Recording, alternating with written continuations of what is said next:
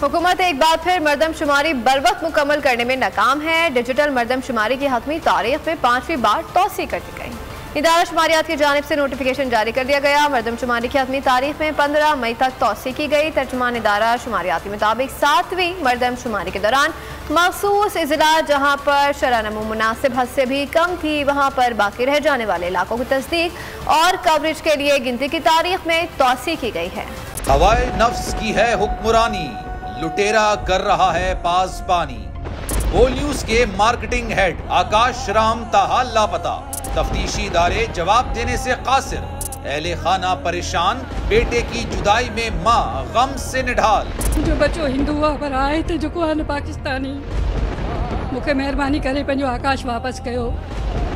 हुकूमत से बेकसूर और मुहिब्बे वतन बेटे की बाजियाबी के लिए फरियाद। आकाश राम के अगवा के खिलाफ अहले खाना की जानिब से सुप्रीम कोर्ट में दरख्वास्त दायर। सुप्रीम कोर्ट के चीफ जस्टिस उमर अता बंदियाल से आकाश राम के अहले खाना की जल्द समाअत की इस्तदा। मुश्किल की इस घड़ी में आलमी मीडिया ने भी उठाई आवाज।